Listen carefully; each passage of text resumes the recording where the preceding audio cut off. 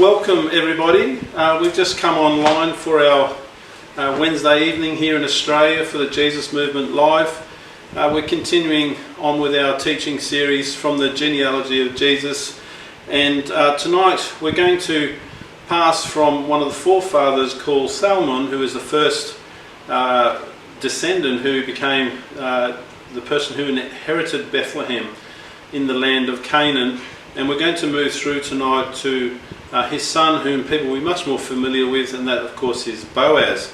So reading from the genealogy of Jesus, which you find in Matthew chapter 1 verses 1 to 17, when we go to verse 5, we enter into this period of time of judges. So it reads, Salmon the father of Boaz, whose mother was Rahab, Boaz the father of Obed, whose mother was Ruth, Obed the father of Jesse, and Jesse the father of King David. So we sort of feel like we're on a bit of a home run, but the significance is that the scriptures are actually bundled together with the genealogy, and we find that all of these descendants in this verse are all during the period of Judges. And so Salmon, of course, was the first one to enter the land, and his son, whom we're going to come across with entering into this story right now, he of course becomes the first person to be actually born in the land in the genealogy of Jesus.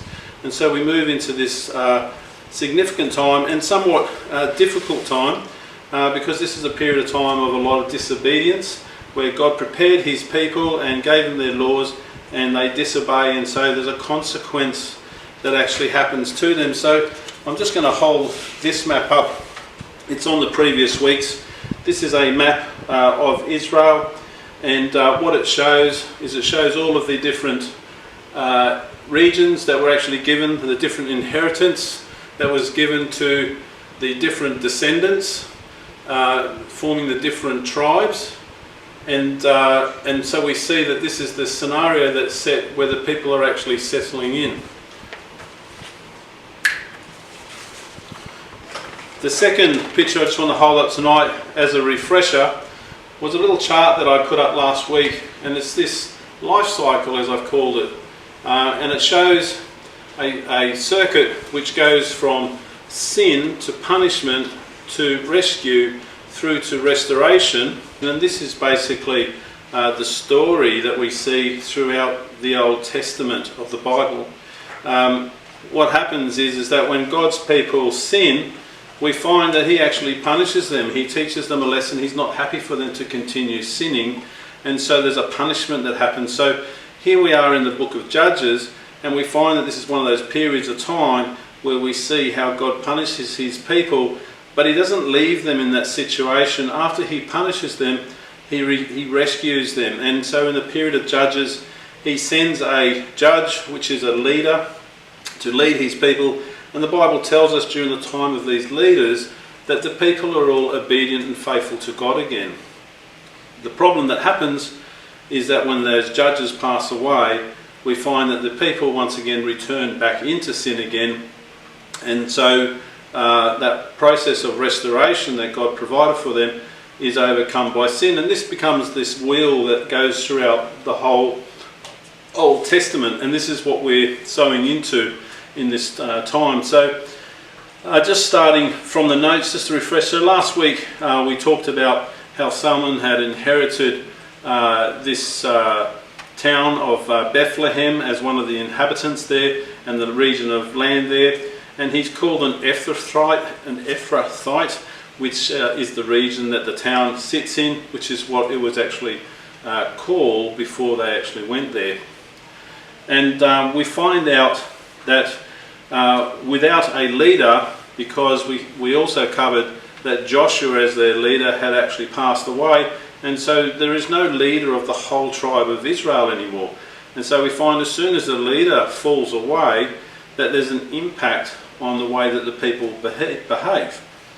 And so the surrounding nations, they become a constant threat in these times. The Israelites were wealthy and they were prosperous, and raiders would constantly come and challenge them. In Salmon's second year in Bethlehem, raiders came from across the other side of the Jordan River, led by a king called Kishon Rishathaim, and he was from Aram Naharaim, which is in northern Mesopotamia or northern Iraq today. And the men from Bethlehem that were 20 years or older, they would have had to go off and fight in the army, and so Solomon, as one of those men, would have had to go and fight as well. It didn't go well, and only a few returned, apparently the Bible tells us. Their Israelite brothers had been slaughtered on the battlefield, and they had fled for their lives. So next after that came the oppression. The people, because they were actually intermarrying and they were worshipping false gods when God warned them not to, there was a period of oppression came through. So I'm just going to read from Deuteronomy chapter 28, verse 27 to 36. So again, that's Deuteronomy chapter 28, verses 27 to 36. And it reads, "The Lord will afflict you with the boils of Egypt and tumours, festering sores and the itch. With madness, blindness and confusion you will be oppressed and robbed, with no one to rescue you. You will be pledged to be married to a woman, but another will take her and ravage her. Your ox will be slaughtered, your donkey will be forcibly taken from you, your sheep will be given to your enemies, your sons and daughters will be given to another nation. A people that you do not know will eat what your land and labour produce. You will worship other gods, gods of wood and stone." And so these are some of the curses that God had given to Salmon and his fellow people at Mount Ebal when Joshua renewed the covenant. So you can see it was pretty dire. If they didn't do what God asked them to do, it was going to be utterly horrific. And this is what the book of Judges, this paints the picture for what it really looked like during that period of time. And so this went on for 8 years at this point in time. So living in the small town of Bethlehem, Salmon had survived this because we know that he has his son Boaz, and the generations follow through in the genealogy of Jesus. Groaning under the oppression for so long, the Israelites finally cried out to the Lord, and a messenger arrived in Bethlehem from Hebron. He addressed the people on behalf of Othniel, the son of Caleb. So Caleb was the other person, Caleb the son of Jephunneh, who was actually the leader of the tribe of Judah, who was one of the 12 spies that went up into the land of Canaan that came from Egypt. So he's still, he's passed away now, but his son Othniel has taken up on behalf of the tribe of Judah as their leader and sent a message out to his people. So the messenger told them how the Spirit of God had come upon him to lead the people of Israel out of oppression. So all able-bodied men aged 20 or over were asked to go to war against this king.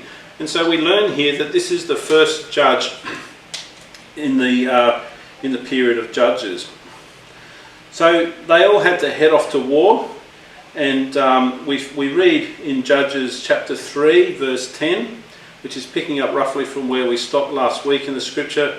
It says that Othniel, son of Kenaz, Caleb's younger brother, was raised up a deliverer for the Israelites.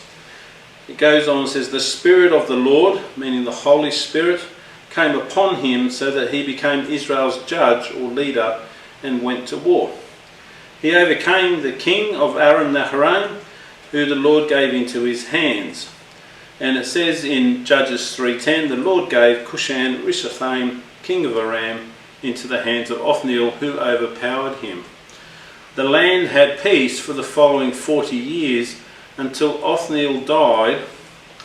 And so we have this story, this picture that I'd shown you about this wheel, where they'd been punished, they'd been rescued, and then they'd been restored through this leader Othniel. He lived for 40 years and there was peace in the land and nobody came against them. But as soon as he died, we find that there's another problem again. So having been handed this triumph at the hands of the Lord, Salmon in his town would have spoke of this victory when he returned to Bethlehem. They would have been relieved and happy because for 8 years now there'd been this horrendous situation. And just remind yourself, when we come back to that scripture from Deuteronomy, we're talking about the oppression, about the animals being slaughtered, about things being taken away from them. about sores and sickness and illness. So the times were really horrific. So Salmon, at this point in time, for this 40 years, you can imagine that he's there. He's the father of Boaz. There's no war anymore, so what's he going to do? He's going to farm his property. Right? He's going to have his crops and he's going to have his grazing. And so during this 40 years time, he's in the land, he's got his property, and he's able to become prosperous before Boaz. And we learn a little bit later that when Boaz comes into the story, the Bible tells us that he was a wealthy man, and so Salmon must have been very fruitful before him. So obedient to the laws of God, he would have made his tithes and his offerings, but now it was time to have a family, a son through whom the covenantal promise of God could be passed down. Salmon sought a wife, and amongst the alien people who lived amongst them and tended to their fields, Salmon couldn't help but notice a lady by the name of Rahab. And so I can ask you this question. You may have heard of this name before, Rahab. So Rahab was the prostitute in the city of Jericho who saved the spies when they first entered.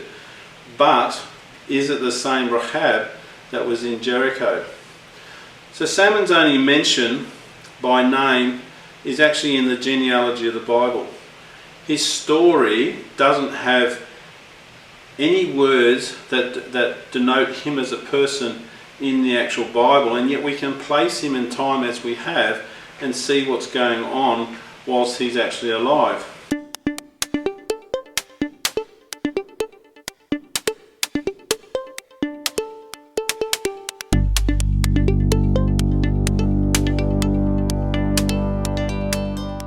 He's the son of Salmon and Rahab, featured in the Book of Ruth. He's the first descendant born in the Promised Land, and his story is a peaceful story, but it's set in violent times, recorded in the Book of Judges. So the Book of Judges is a period of intermittent lawlessness in Israel's history between the invasion of Canaan and the beginning of the Israelite monarchy, when leaders called judges were raised up by God to overcome those around them who sought to end Israel's grip on the Promised Land. Boaz was a rich Ephrathite landowner from the tribe of Judah who inherited the father's allotment of land in Bethlehem and fathered a son by Ruth named Obed. So that's a little bit of background around him. He grew up as a privileged son of a wealthy landowner, but after his father's generation, it says in Judges 2, chapter 10, his father's generation had been gathered to their fathers, another generation grew up who knew neither the Lord nor what he had done for Israel. And so we find that here they are, they've just come into the land, they've received all of the laws and the covenant promises, and the Bible's telling us already that there is a problem with people and the way that they're actually behaving in the land. So the 40 years of peace had prevailed when the judge Othniel, the leader of the Israelites, passed away, and Salmon, as I said, had his son. So reading from Judges 3, chapter 3, verse 12, it reads, "As time passed, many of the next generation of sons and daughters throughout Israel again married the Canaanites, Hittites, Amorites, Perizzites, Hivites and Jebusites, and served their gods until the Lord turned with anger. Again, the Israelites did evil in the eyes of the Lord," it says specifically. So again, the Lord gave the Israelites into the hands of their enemies. And so we have to see in this period of time, this isn't just about luck or about those coming against them. The Bible tells us that the Lord gave them into their hands. So in other words, he was refining his people, he was testing them by bringing threats to them. And you might remember when they entered the land that there were some kings and cities that weren't overcome, because the Bible tells us that God wanted them to remain there to test his people and to harden them so that they would, as a next generation, learn to fight. So again, the Lord gave the Israelites into the hands of the enemies, and this time it was to a king called Eglon from Moab, which is on the other side of the Jordan River, or the other side of the Dead Sea, and of course today that's in the country of Jordan. And he enlisted the help of the Ammonites and the Amalekites. So in Judges 3, verse 13, it says, Eglon came and attacked Israel, and they took the city of palms. So the city of palms is Jericho. And funnily enough, if you go to Jericho today, you'll find there is a huge bunch of palm trees there. And of course these are all date palms from which they receive this form of food. But there was a huge plantation there, and so that was its name. Eglon had succeeded Balak, the former king of Moab, whom we've already spoken about before the Israelites entered into the land of Canaan. Attacking Jericho with the help of his allies, the Ammonites and Amalekites, Eglon established his authority over the land of Israel, and once again the Israelites were plunged into oppression. So they're living in a real roller coaster. During these periods of oppression, it's important to understand that the Israelites were not only afflicted by the invading ruler, but more so, they were being punished and afflicted by God. One aspect of this was part of the curse that God promised first to Moses and then through Joshua at Mount Ebal. And again, we read this in Deuteronomy chapter 28, verse 22. And it says, the Lord will strike you with wasting disease, with fever and inflammation, with scorching heat and drought, with blight and mildew, which will plague you until you perish. Now, I don't know about you, but I don't think I would have liked living as an Israelite in these times, because we've got a foreign king who's controlling the land, who would probably be imposing taxes, he'll be taking a portion of everything, and on top of that we find all of these issues that are happening to these people, which are absolutely horrific. And so 18 years of drought, famine and oppression under the rule of King Eglon from Moab had taken its toll. So you can imagine here's Boaz, and he's living in the land, he's got a farm, and suddenly we have this situation where this drought and these other pestilences strike, and so the prosperity would have gone right downhill living in those times. So in Judges 3:15 it says the Israelites sent a person called Ehud, E-H-U-D, a left-handed man, the son of Jeruel the Benjamite, so from the tribe of Benjamin, with a tribute, which is a tax, to King Eglon of Moab.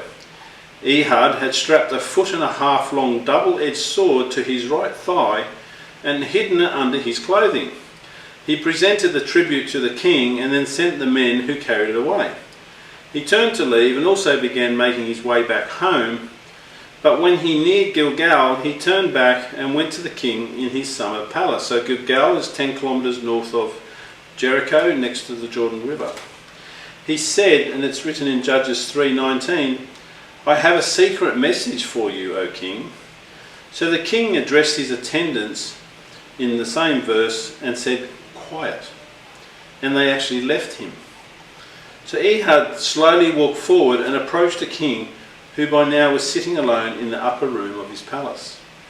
In Judges 3:20 he said, I have a message from God for you. The king rose from his seat, and before he realised what was happening, Ehud drew the sword and plunged it into his belly. The king was a very fat man, the Bible tells us, and the handle sank in after the blade to be hidden by his fat.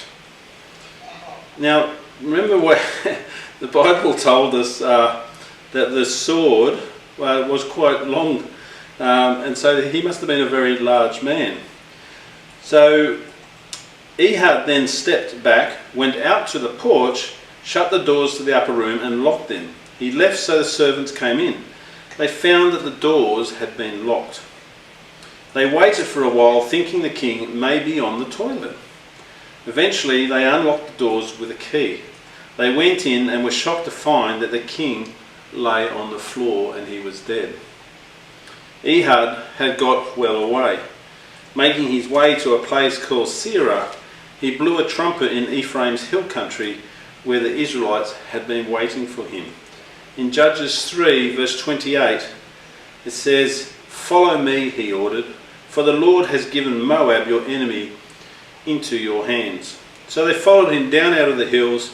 They secured the ford crossing at the Jordan River, and they fought the Moabites. Although the Moabites were strong and enthusiastic, they were no match for the Israelites with the Lord on their side. So 10,000 Moabites, the Bible tells us, died that day, and Moab became subject to Israel. And so we see with this story that it just takes one person, one godly person, who will actually stand up to an oppressor. And it tells us here that God had sent him. And so there comes a time with the Bible where we keep getting told that God will actually raise up somebody to make a change in life. And so it is for us today. God raises up people to stand and make a difference. And so we find that this is happening back during the time of Judges.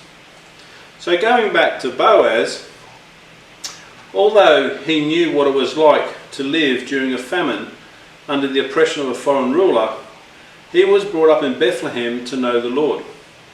His father Solomon taught him how to tend to their fields, how to rear their livestock, prune their vines and their olive trees.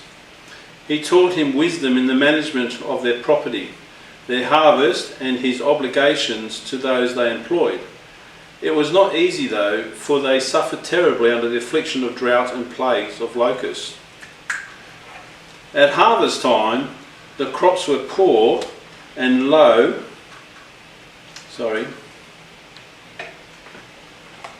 At harvest time, the crops were poor and low in yield, and then the Moabites would come and take almost all of what they produced.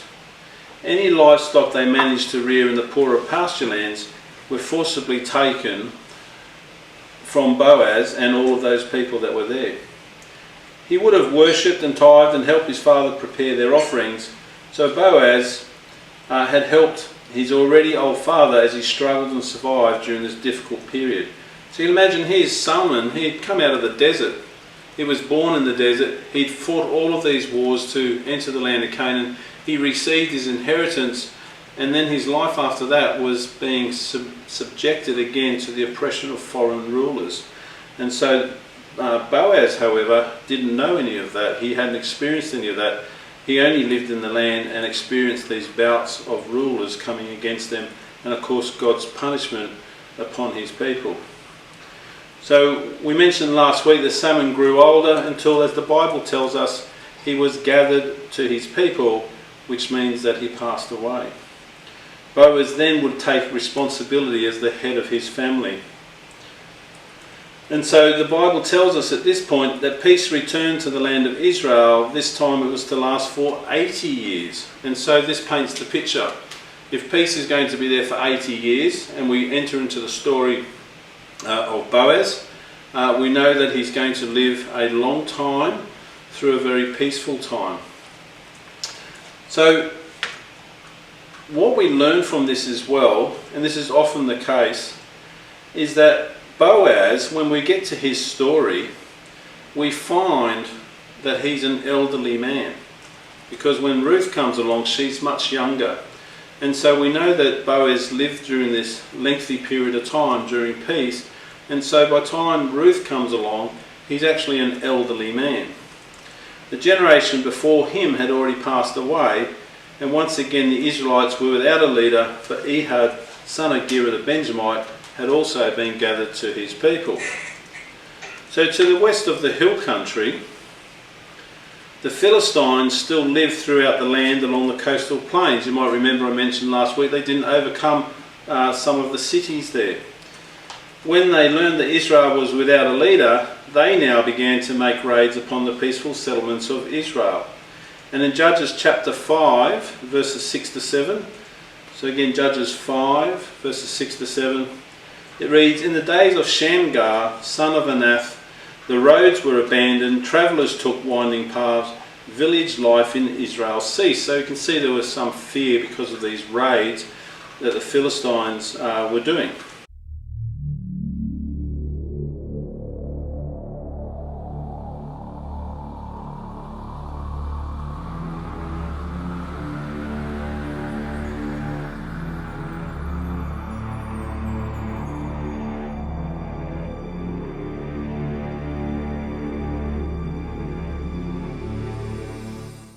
If someone was a farmer, they would perhaps know this, but it's a very common item in these days.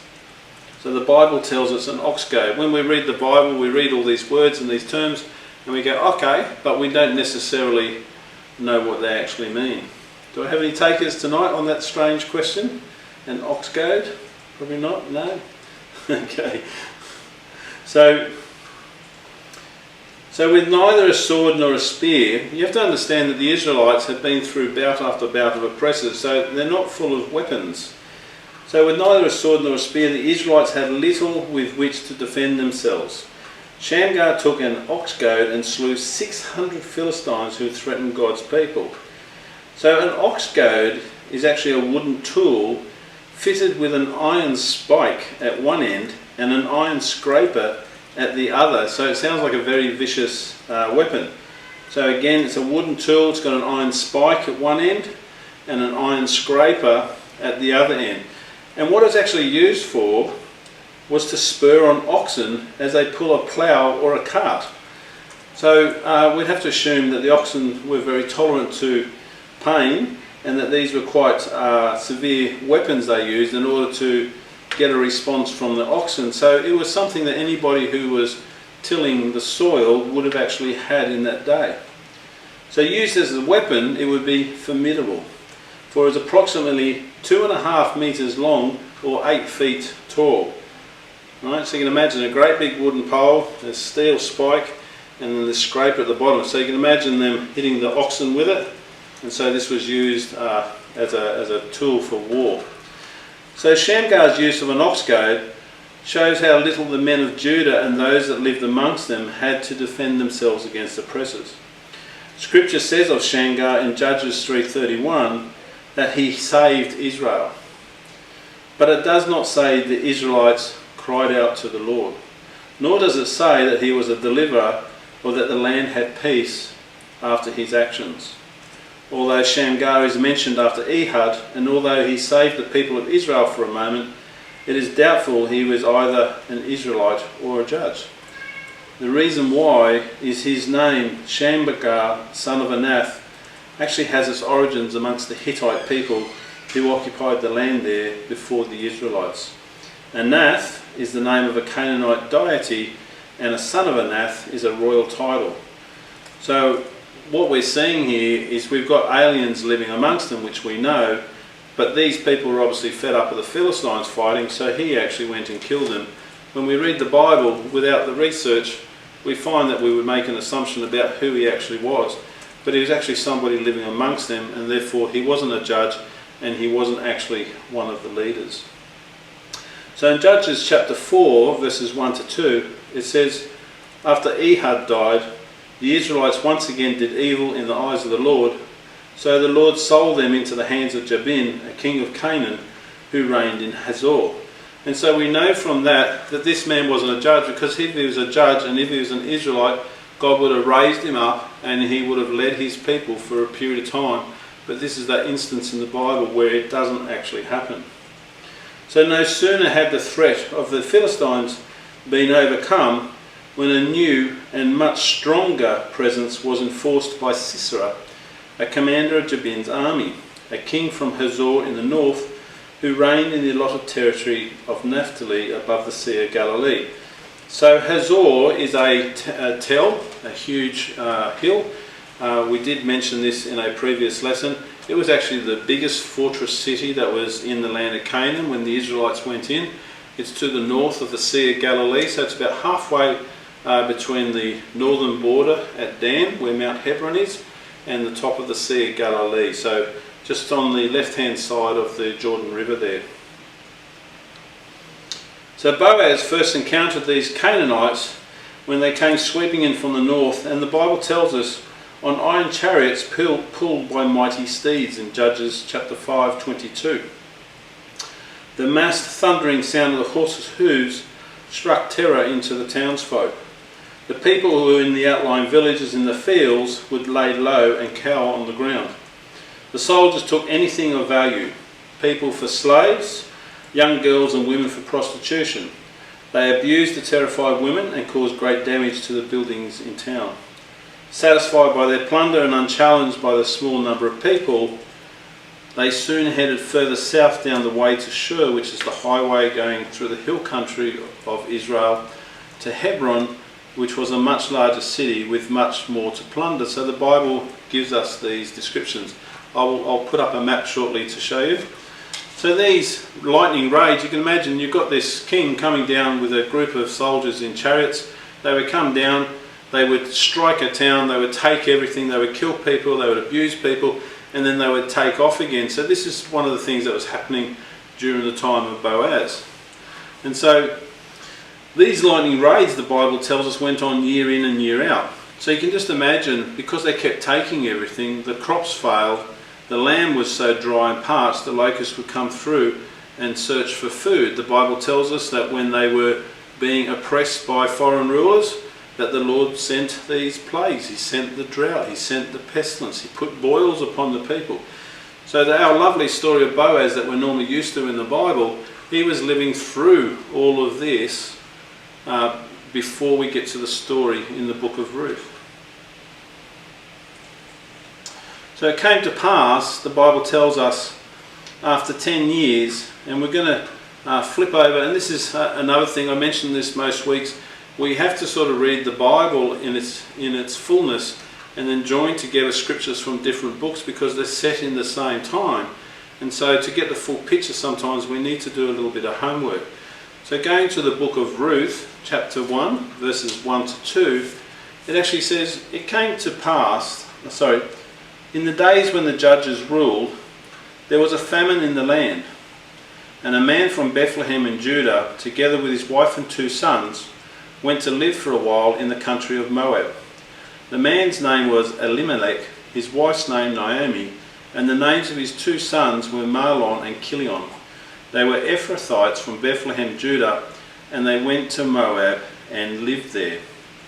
So we find at this point in time that the Moabites are no longer a threat. That's already passed.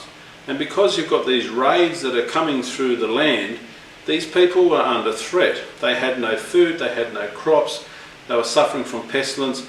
So the book of Ruth, it gives an example of people actually leaving the country in order to protect themselves and their wives and their loved ones. And so this gives us a little bit more of a fuller picture of why they actually left and went elsewhere. So I'm just going to put up a map for you to have a look at. And on this map, it actually shows you the pathway that they actually took. So I'm just going to hold up this map for those of you who are on Facebook. And I'm just going to put the picture on a screen for those who are joining us on Zoom tonight. And so you can see on this picture here that we have the lower part of Israel highlighted with these arrows. So from Bethlehem, we have an arrow which goes down and across, and you can see there the Salt Sea, or the Dead Sea as we know it. And the sea today actually has a land bridge that goes across it. That land bridge in these ancient times was there as well. So during the seasons of flood, it would actually rise above the land bridge and cut it off, but when it wasn't the flood season, it would actually lower back down again, and you could actually cross this land bridge. And so this was actually known as the way to Moab. And so when these people actually left, they wouldn't have had to go all the way around the Dead Sea, and it would have been a threat for them to do so. They were able to escape through these very arid regions and head across into the kingdom of Moab. Thanks, Seb. And so that's the route that they would have taken. And Ker of Moab is the actual capital city of Moab where they would have gone to. Okay, so 10 years at this stage have passed since Ehud's death, and Boaz is an elderly man. So many years had passed since suffering as a teenager under the hands of King Eglon of Moab. But Boaz, you can imagine living these circumstances, he would never forget these horrific things that were happening there.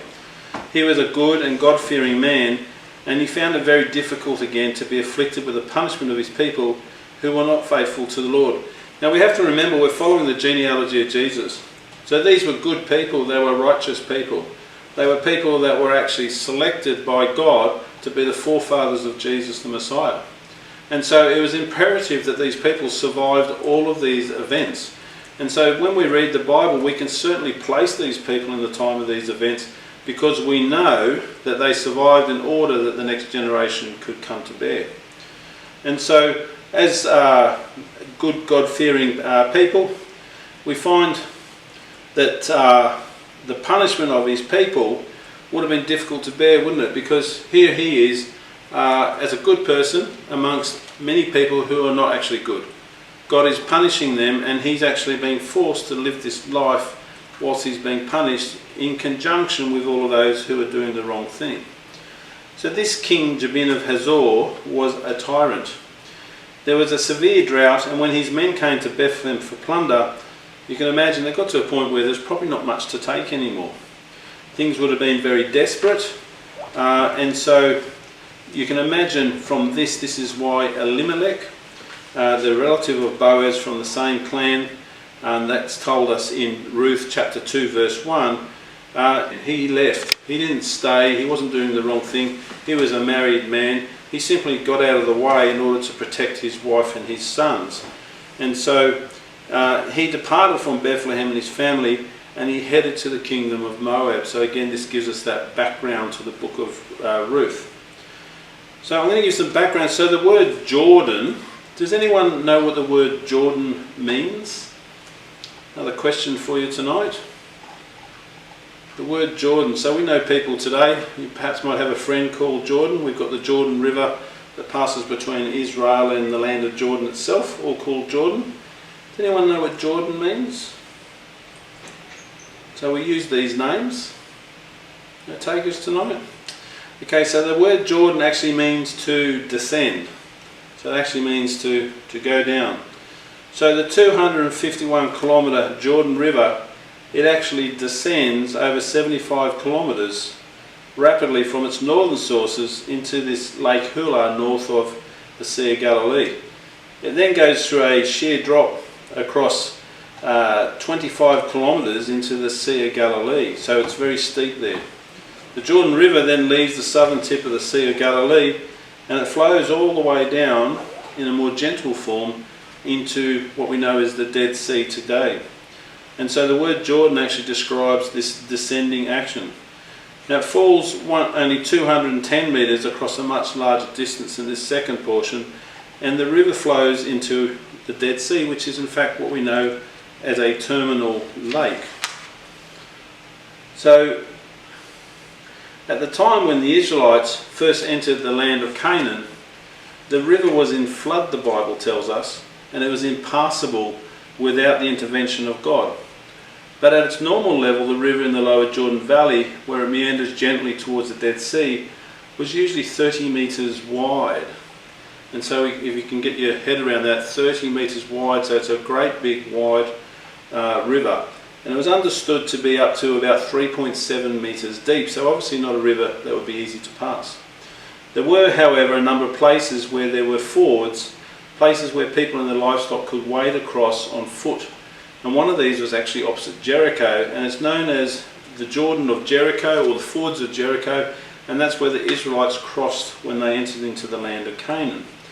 But there's also this second one which I showed on that map, and it's actually the footbridge which you can go across to Moab. So you can imagine at certain times a year you can go across, at certain times a year you can't actually get across.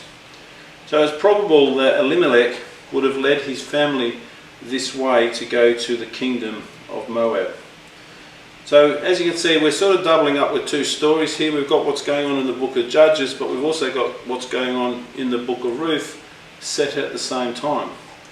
So Elimelech led his family across this road bridge up to the other side, and even though it may seem that he was simply trying to go to a land without famine, the story demonstrates that he lacked faith, unfortunately.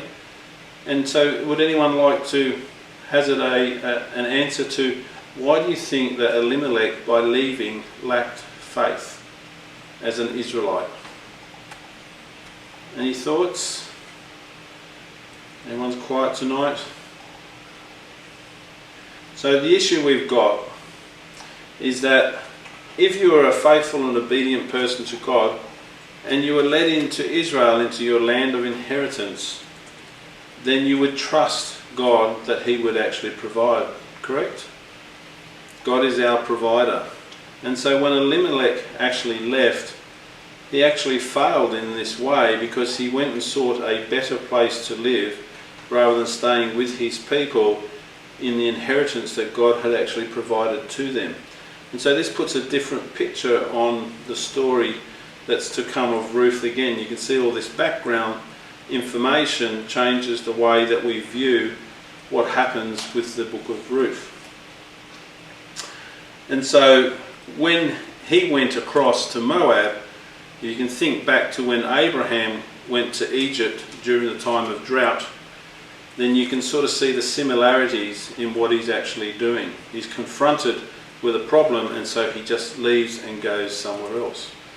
So whilst living in Moab, Naomi, Elimelech's wife, became a widow when he died of an old age. Now we can know this because in Ruth chapter 1 verse 12 it tells us that Naomi herself said she was too old to have another husband. And so she obviously wasn't a young woman, so her husband wasn't a young man. Her two sons, Mahlon and Kishon, married two Moabite women called Ruth and Orpah. So in Ruth chapter 1 verses 4 to 5 it says, after they had lived there about 10 years, both Mahlon and Kishon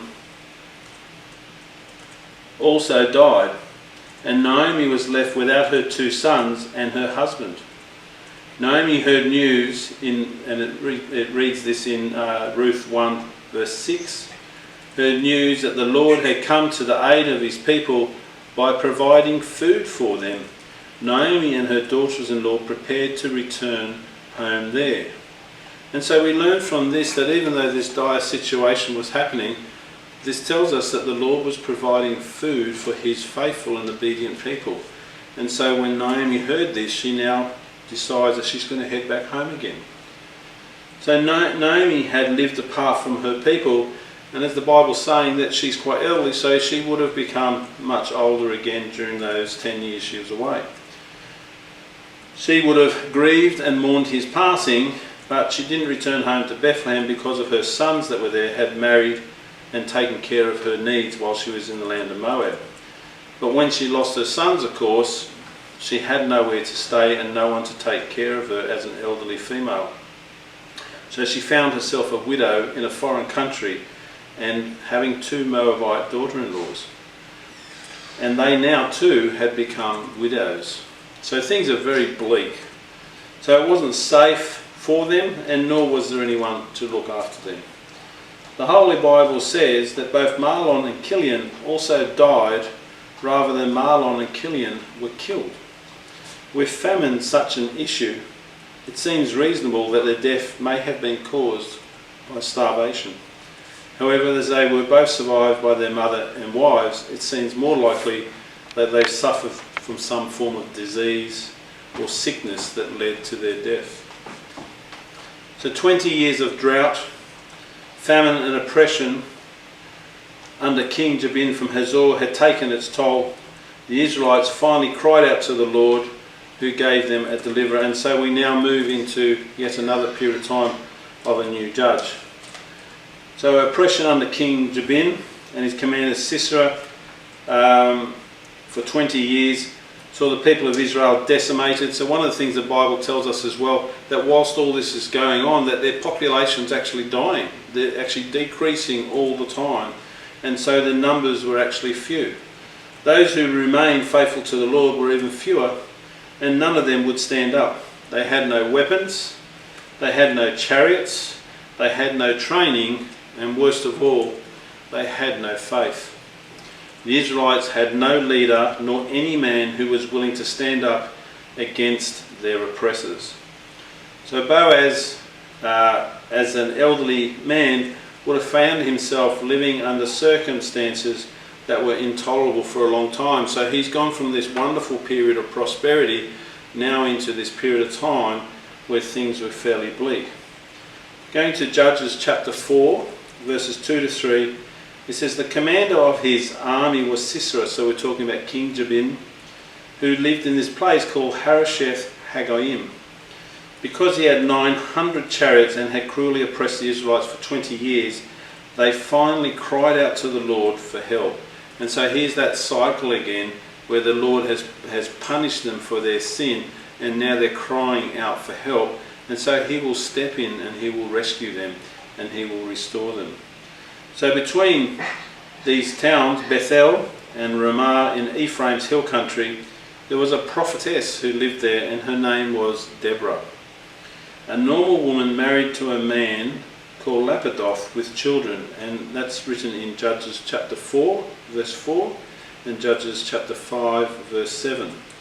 She held court under a date palm, and of course it was known as the Palm of Deborah, and that's in Judges chapter 4 verse 5. So I have a picture to show you for that one, so I'm just going to pop that up on the screen for those of you on Zoom.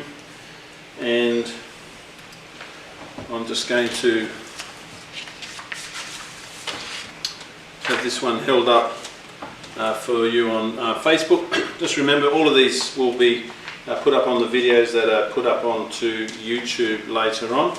So they're just stylized pictures to give you an idea what the period costume looked like at the time. And of course there's Deborah leaning against the tree where she held court. So it wasn't a special place.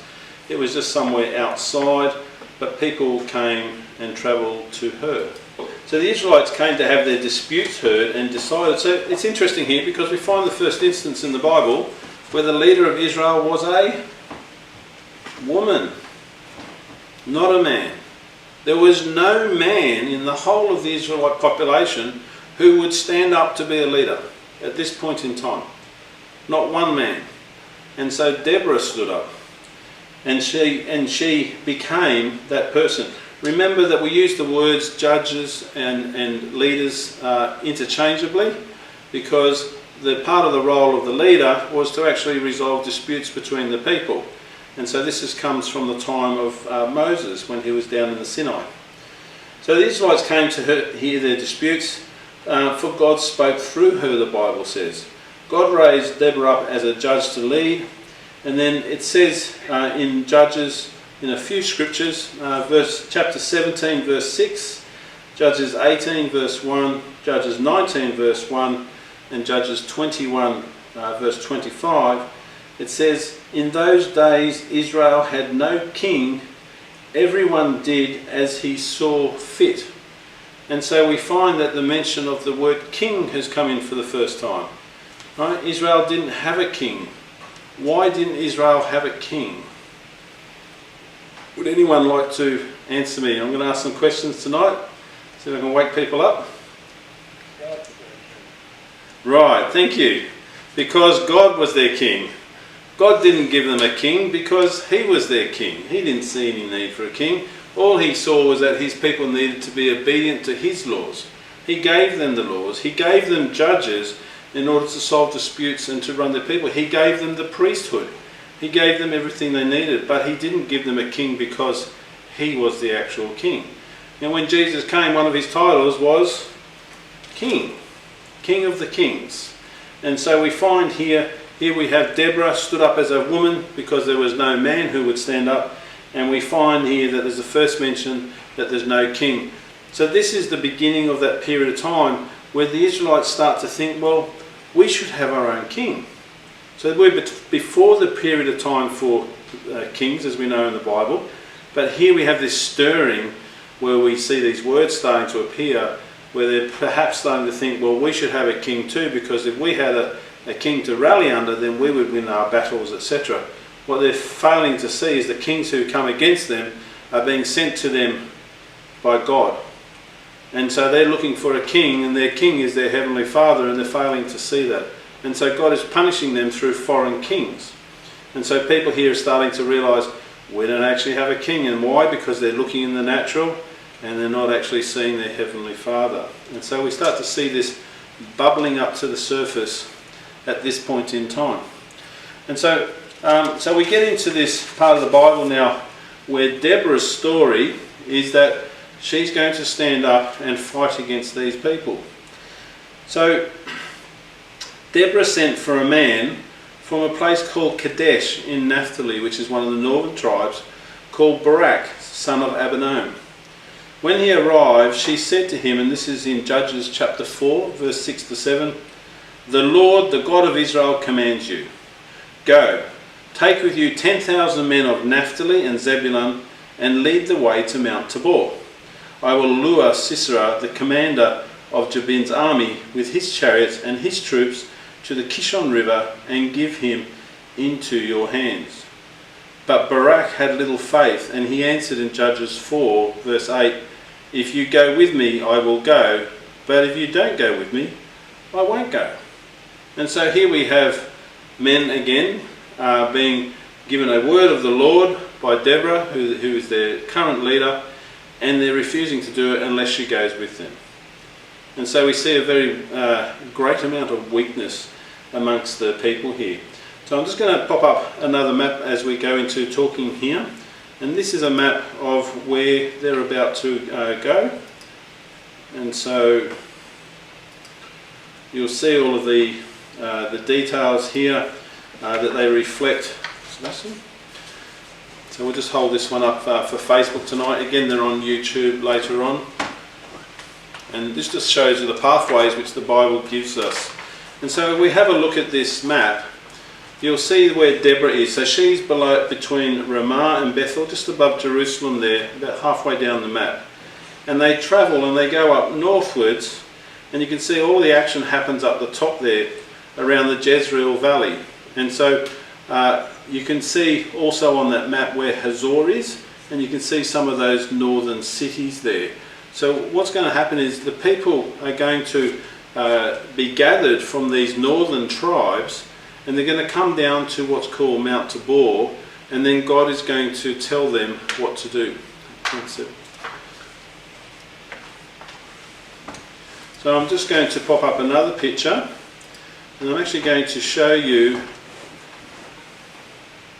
have I got it here? No, I'll just hold this one up. So I have this other picture, and this actually shows you what it looks like today. And so I'll just hold it here first. So this is the Jezreel Valley. This photo I've actually taken from the top of Megiddo, so future Armageddon. And when we look across the top of the horizon there, you'll see there's three mountains. The one in the middle is actually called Mount Tabor. And you'll see a green line running towards the horizon there. That's the Kishon River. And so this is the real place. It's in Israel today. Always great, isn't it? Because we can give evidence for the truth of the Bible. We can go there today and we can actually see it. Sebastian, could you hold this up, please? So we're just going to hold this up for Facebook, so you can have a look. So once again on that, the mountain that's in the middle, that's Mount Tabor. In front of that, that's the Jezreel Valley. The green line near the horizon is the Kishon River, and this is where the battle's going to happen. So Deborah's going to gather with these men on Mount Tabor. Thanks. Okay.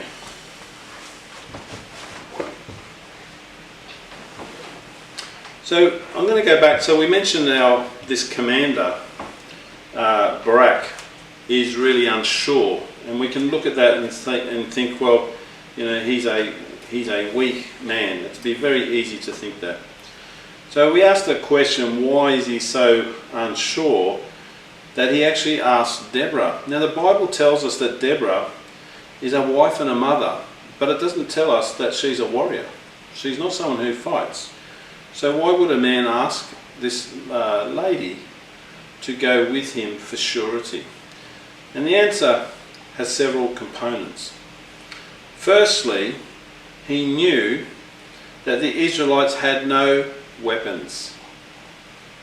Right, in Judges chapter 5, verse 7 to 8, it reads, "Village life in Israel ceased until I, Deborah, arose a mother in Israel. When they chose new gods, war came to the city gates, and not a shield or spear was seen among 40,000 in Israel." And so that's interesting, isn't it? it says 40,000 in Israel. So what we're being told now, those numbers that are always given as census numbers are based on men who are 20 years or older who can actually go to war and fight. And so she's just said here that there's 40,000. Does anyone remember how many came into the land of Israel not so many years ago when they came in through Canaan? The number was actually 601,730. So we find that the Israelite population at this point in time has actually been decimated. And we can miss this in the Bible, but this huge volume of people that entered the land, point now where they're very, very small in number. God has punished them. He sent pestilence, disease, drought, foreign kings, etc. And the people are utterly decimated. So 40,000 people left and no weapons. Secondly, he knew the Israelite population, sorry, I've just said it has been decimated. So the number of men who could carry a shield or a spear, as that says, was actually only going to be 40,000 in total. So if we extend this figure to the entire population of Israel, we get to this figure that now there's probably only about 132,000 people, it's estimated, that are actually left. Now when they entered the land of Israel, there was something around 2 to 2.5 million people. And so we're down to 132,000 odd people left in the land of Israel. It paints a very grim picture. You know, we're talking about the story that's coming through of Boaz and Ruth, Elimelech going away. This is a disaster. We can see that the things are really, really bad at this particular time. And then the third thing that he would have known was that the hand of the Lord was actually against his people. Judges chapter 2 verse 14 to 15 says that God was so angry with the Israelites for worshipping Baal and Ashtoreth that he handed them over to raiders who plundered them. He sold them to their enemies all around. So that means they were robbed, they were enslaved, whom they were no longer able to resist, so their numbers were severely depleted. Whenever Israel went out to fight, the hand of the Lord was against them to defeat them, so they were killed. They were in great distress. And so we find at this point in time that the impact that God was actually having on his people in punishment was he was seeing his own people being robbed, they were being enslaved, they were being depleted by number, and they were being killed. So I don't think I would like to live during the time of Judges. It's a point in the time in the Bible, it's quite complicated to read these chapters, but when we start stitching the stories together, you can see what it was like. Changing kings, God's hand against his own people, the land was absolutely devastated, and yet these people were to survive somehow. And we find obviously from the genealogy of Jesus that Boaz was going to be one of those people who got through all of this mess. So Deborah agreed to go full of faith and trust in the Lord. But these were dangerous times for a woman to be on the road, as you can imagine. So they did not take the highway to Kadesh. The Bible tells us in Judges 5:6 that travellers took to winding paths. So in other words, they're up in the hills away from the main highways. The highway was patrolled by Sisera's chariots. They were given to raping women. In Judges chapter 5 verse 30, it says a girl or two for each man. So you can see the flippancy with which it's written. And Barak, with no weapons, was unable to defend her. They did, however, make it safely to Kadesh, and Barak summoned the 10,000 men from Zebulun and Naphtali. Together with Deborah, they made their way south to Mount Tabor.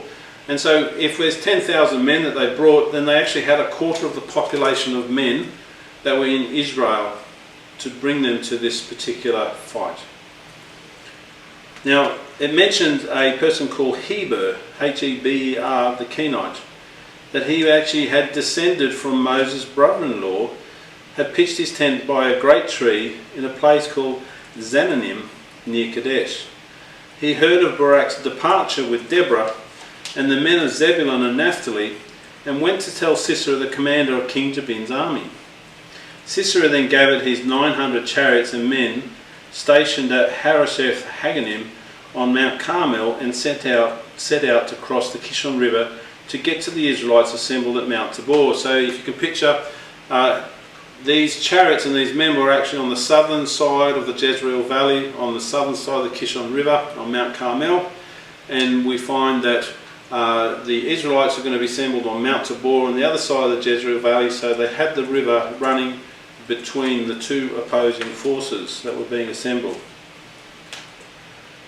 Then something extraordinary happened.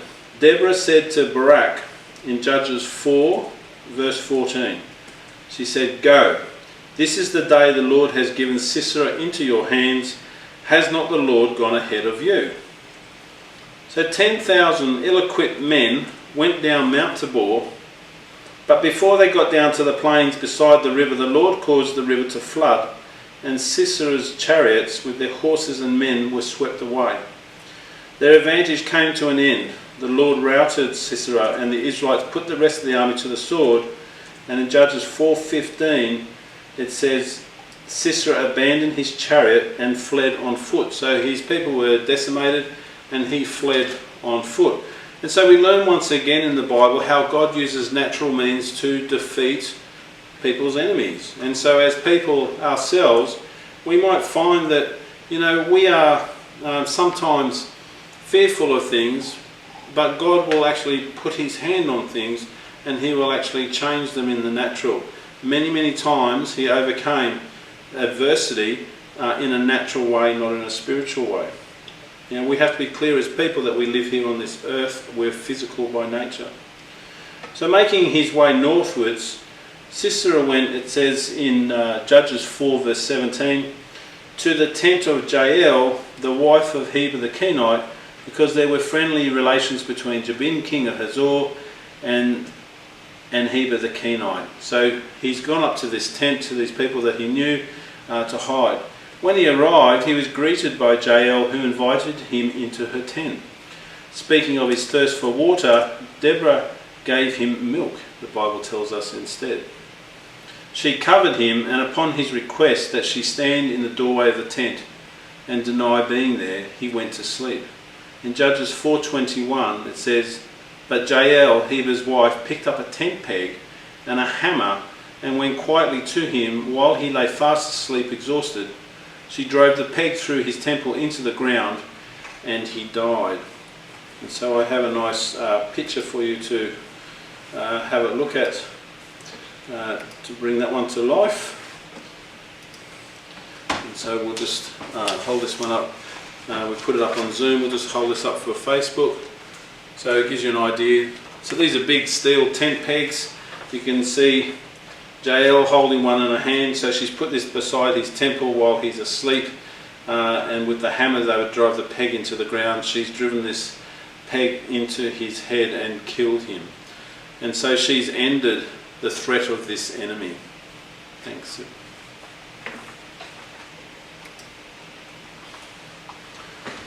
So following close behind, Barak came to the tent in search of Sisera. Jael came out to meet him, and in Judges 4:22 she says, come, I will show you the man you're looking for. Barak followed her into her tent. Sisera lay dead inside, the tent peg still stuck out from the temple of his head. It's a gruesome scene. But this was a turning point.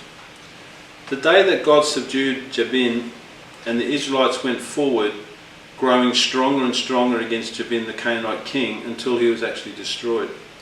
On this day, victorious against the commander and army of Jabin, Deborah and Barak sang a song, and in this song Deborah sang, and it says in Judges chapter 5 verse 13, then the men who were left, and explained who came from which tribes.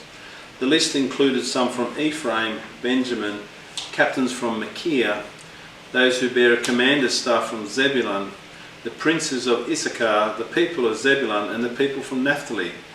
But the men of Reuben stayed with their flocks. Those from Gilead stayed beyond the Jordan. Those from Dan lingered by their ships, and those from Asher remained on the coast in their home coves. It explains all of those in Judges chapter 5, verses 13 to 18. There is, however, no mention of men from Judah whatsoever, which indicates that from the men who were left, there were none of an age who could carry a shield or a spear. So you understand what I'm saying? The people who went to fight were all people who were of an age that would be able to fight. And so where Boaz is, there was no people who actually went to fight. So it indicates they're either very young or they're very old, but all of those people who were fighting age were no longer available to fight. So it paints a picture for us of how it was in Bethlehem, in this small village, that there's very few people left alive at this point in time. And so we find a very drab run-up by understanding the book of Judges and setting the story of Boaz in this time. We start to see that it's actually a really horrible run-up for Boaz. He survived through a tremendously difficult time, and the people in the village are absolutely decimated. So Boaz's petitions to the Lord were answered. There were no men in Bethlehem who could bear arms. Some of them had intermarried and turned their backs on the God of Israel. They were not interested in fighting against the Canaanite king and his army. The Bible tells us that Elimelech left. And so we can understand from this that he wouldn't have been the only person. The Bible tells us the stories of those who have an influence on the outcome and are connected, frankly, to the genealogy of Jesus. This is why the story of Boaz and Ruth is part of the journey of the Bible, unlike other places. The Lord had raised up a prophetess to the north, as we just read, Deborah, who held court in the hill country of Ephraim from Bethel and Ramah. People who were in dispute and found no resolution between themselves would go to her. She sat under a huge date palm, which came to be known as the palm of Deborah. A call went out for the men of Israel to join with Barak, son of Abinoam. From Kadesh and Naphtali to the north, he had been commanded by God to assemble the 10,000 from Naphtali and Zebulun. Various men from amongst the tribes joined them, but none went from Judah. So Boaz, you can imagine, they would have all been aware, because a call and messengers would have been sent throughout the land looking for men who could fight. And so Boaz would have been sitting at home worried about what was going to happen, because if they lost this battle, there's only 40,000 men left. If they had have lost 10,000 of them, they would have lost a quarter of their population of fighting men in one go. So you can imagine they would have been pretty anxious. A few days, the messengers would have come after the battle. They would have gone throughout the land, and they would have put out the good news that Sisera, who had been plaguing the land with his chariots, was no longer. And so they would have been very grateful. A time of peace and rebuilding was now going to come over the land. Those who had turned on the Lord were brought to account. Taken outside the town, the Bible tells us that their punishment is to be stoned to death with their wives and their families. Their idols and their altars in the high places were destroyed. The rains returned, crops were sown, and a time of prosperity returned to the land. And in Judges chapter 5 verse 31, it says, "Then the land had peace for 40 years." And so we come to this point now where I'm going to close, where we've given the journey of what happened between Salmon entering into the land of Canaan and the beginning of the story of Boaz. And so we find he's an elderly man. The population of Israel are utterly decimated. There is very, very few people. They've overcome their last threat, and so as a result of that, if they were to rise up again, they would have to take matters into their hand to be obedient to God, which means they would have to cleanse their society of idols and of those who have been disobedient to God. And so we find when we come into the book of Ruth, and she returned back to the land with her mother-in-law Naomi, you can imagine the devastation that Naomi would have noticed because of what had actually happened. And so when they came back, they would have been desperate. There would have been few people around, and there would have been little food. And so this is the background for the book of Ruth and the story that we're about to enter into. And we find that Boaz, as this elderly man, he marries Ruth, and so he's known what we call as a kinsman redeemer. He was related, and so as the closest relation, and we'll go into that story next week, he took responsibility for Ruth, and he married her in order that the inheritance would actually carry on. and so we find they have a child.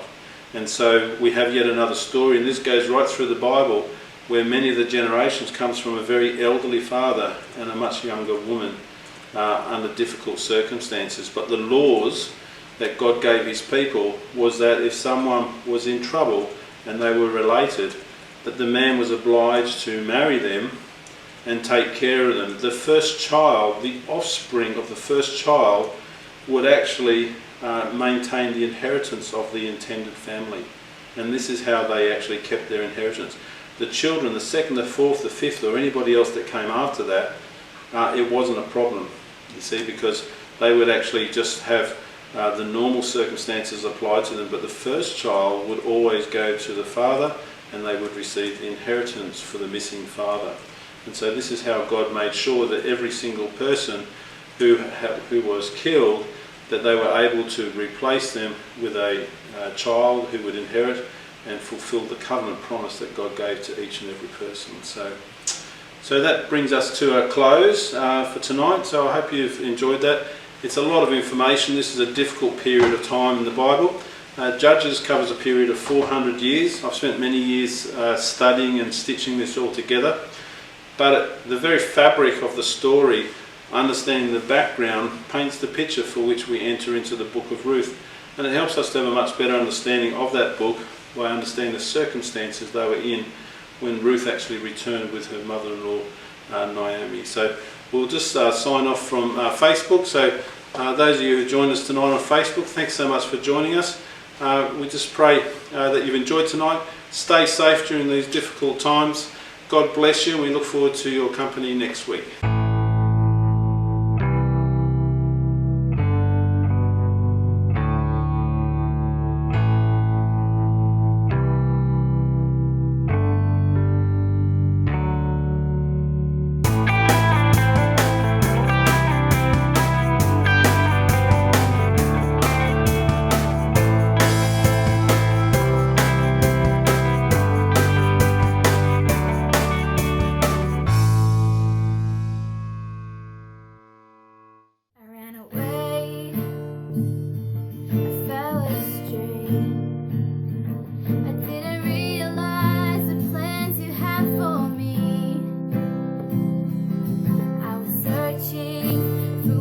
Truly satisfied. I couldn't see